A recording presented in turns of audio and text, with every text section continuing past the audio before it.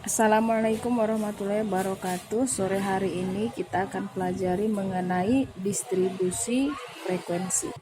Oke, jadi distribusi frekuensi ini cara atau teknik membuat data tunggal menjadi berbentuk data interval, ya.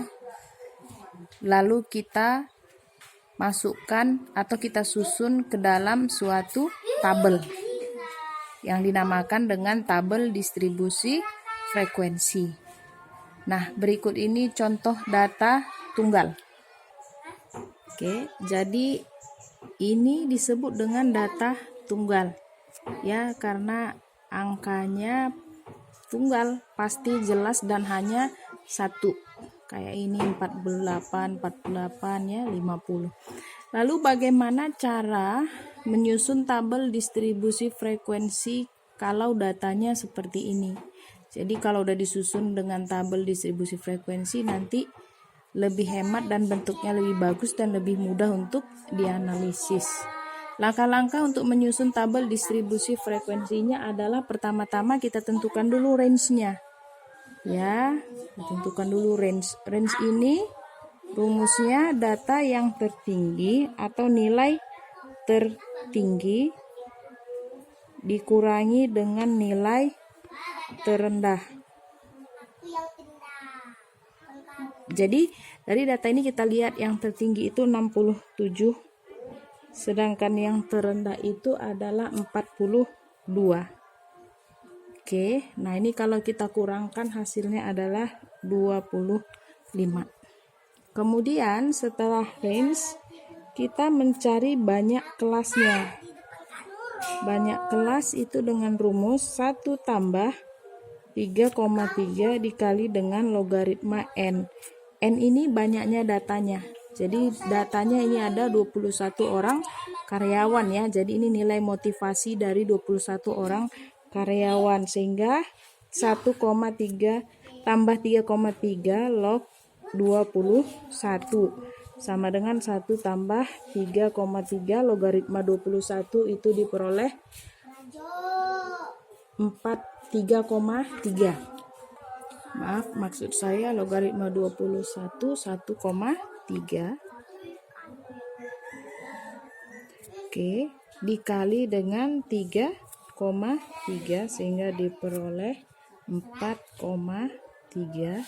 Ini kalau dijumlahkan hasilnya 5,3. Jadi ini karena di belakang koma ini nilainya di bawah 5, ini harus digenapkan ke bawah ya. Jadi kita tulis 5. Nah, yang terakhir adalah kita harus mencari panjang kelasnya.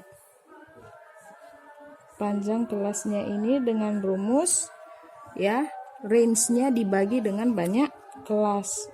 Range per banyak kelas ya. Range-nya tadi 25, banyak kelasnya 5, jadi panjang kelasnya 5. Nah, sekarang kita susun tabelnya.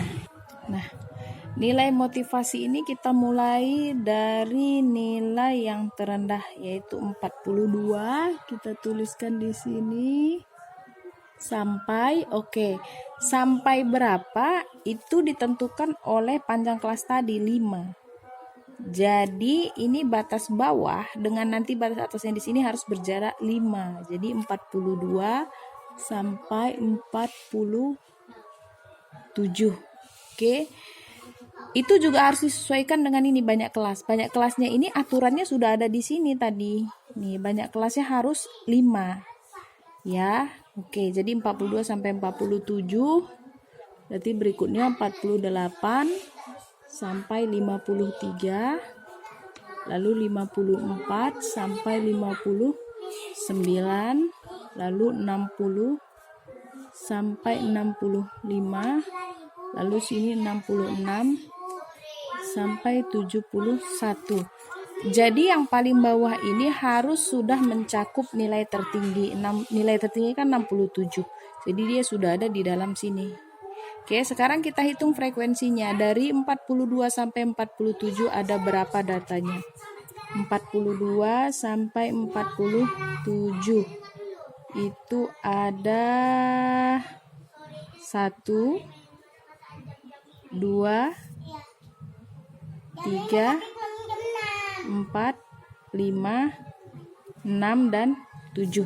Kita tuliskan di sini frekuensinya 7. Dari 48 sampai 53. Itu ada 1, 2, 3, 4, 5, 6, 7, 8, 9 ya. Ada 9. Lalu 54 sampai 59. 1, 2, 3. Ada 3. 60 sampai 65. 1. Oke, kita tulis 1. Terakhir 66 sampai 71. Ini ada 1 ya. Ini kita tulis 1. Nah, ini totalnya harus 21 sesuai dengan banyaknya data. Sini ada 16, 19, 20 dan 21. Oke. Sekian materi hari ini.